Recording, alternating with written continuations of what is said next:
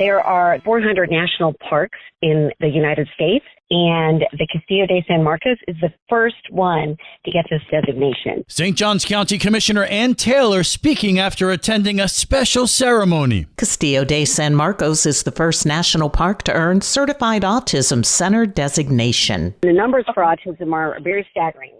According to Autism Speaks, 1 in 36 children in the U.S. have autism, and that's up from the previous rate of 1 in 44. 1 in 45 adults in the U.S. have autism. So the numbers of the number of people in our country that do have autism are just is staggering. In the summer of 2024, the Castillo hosted a Youth Empowerment Stewards Yes program intern in partnership with Conservation Legacy, who conducted extensive ground truthing to produce accessibility guides for the public. We really want to rise to the challenge of creating a fun, equitable, and accessible environment where visitors can thrive.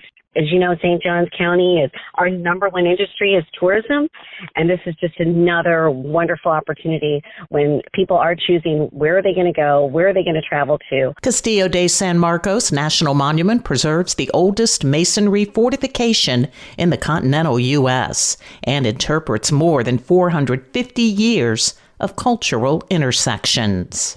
For St. Augustine's Local Morning News, I'm Karen Johnson. This local news is a service of your hometown Toyota dealer, Beaver Toyota, US 1 St. Augustine, here to wow you.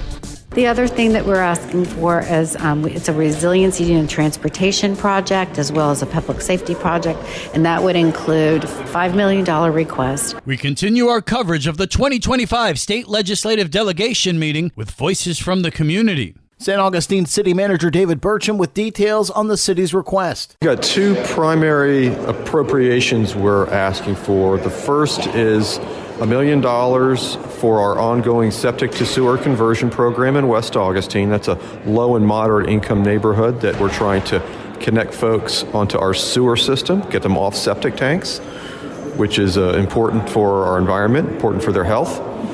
We have a $5 million appropriation to build a new island fire station so that we can decommission our current island fire station and transfer title to that property to DOT so they can build a roundabout at that awkward bend in A1A where Red Cox Road and A1A merge, right in front of the entrance to Anastasia State Park.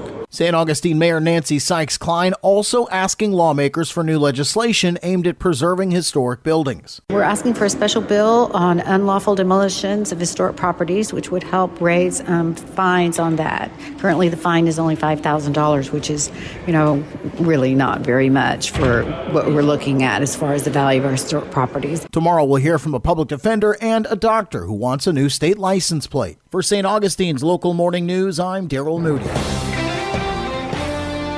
Liz Ryan has a holiday update. President Bill Clinton's second inauguration in 1997 was the last time that Martin Luther King Jr. Day and Inauguration Day coincided. Well, it's happening again today. All county and city government offices, including libraries, are closed today. Solid waste collections will remain on their regular schedule. Most banks are closed. And while many have this day off, this lady doesn't. She'll be hard at work. This is Vicki Oakes, your supervisor of elections, reminding voters who live in southern St. Johns County and are residents of Congressional District 6.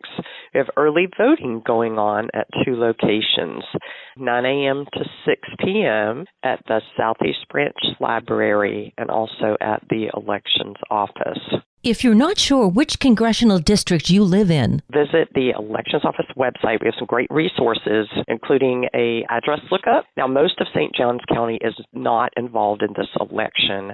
It's only a very small portion of southern St. Johns County. In other news, the man who killed an 18-year-old Creekside High School graduate, Trenton Stewart, in a wrong-way crash in May 2023 is going to prison. He pleaded guilty in November, and on Friday, a judge sentenced Ariel Monteagudo to 12 years in prison, 100 hours of community service, and ordered him to pay more than $25,000 in restitution. The judge will also get a written order to permanently suspend his driver's license. For St. Augustine's Local Morning News, I'm Liz Ryan.